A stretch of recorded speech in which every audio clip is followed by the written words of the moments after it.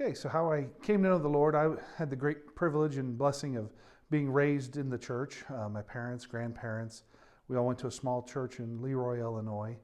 And one summer, during summer camp, we went to a camp called Little Galilee. I was there for a week and listening to preaching and the need to be baptized.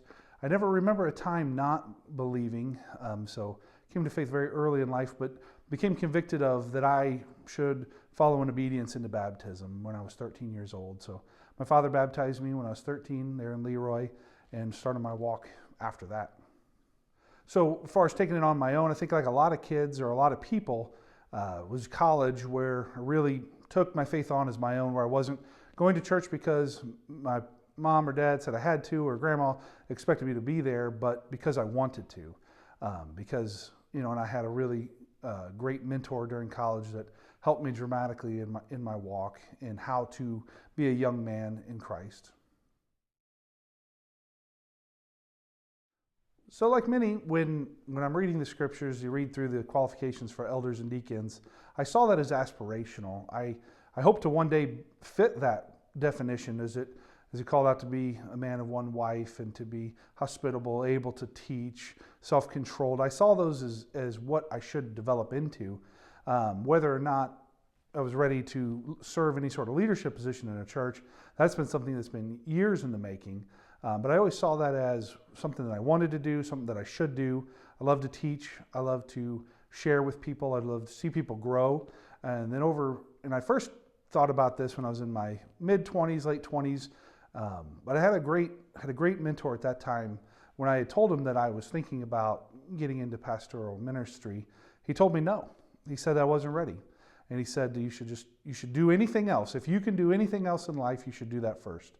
And so that's where I've been. And as I came here to Richland and re-engaged here and really was around a group of men that were taking the faith seriously, taking the command seriously, it re-bloomed everything that I had ever thought before, and even more so, and created, really brought back that desire to see people grow, to change, to live out, to disciple people and to see them live out the calling on their life.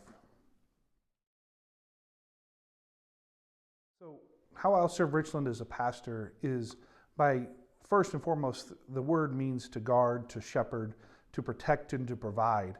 And so over the congregation of Richland, to lend my efforts to protect the truth, to protect the church, to protect those in the church from wrong thinking or wrong believing or fads or controversies that can come in from the world, and to be a bulwark and a guardian for the congregation in that realm, and then to feed, to see people grow, to be there to walk alongside people as they walk through their faith.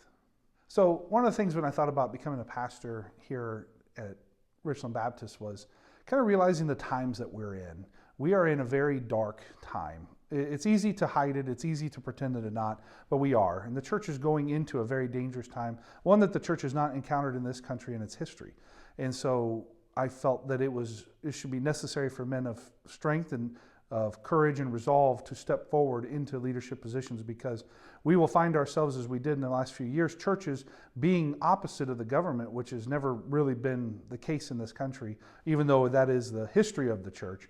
And so just as in the history of the church where strong men were called to step forward, I feel like that was important for me to do this time.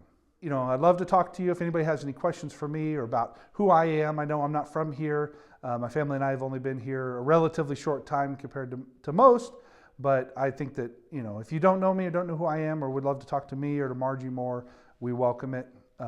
We give you my contact information. You can talk to me anytime you see me or reach out, and I'd be glad to set something up.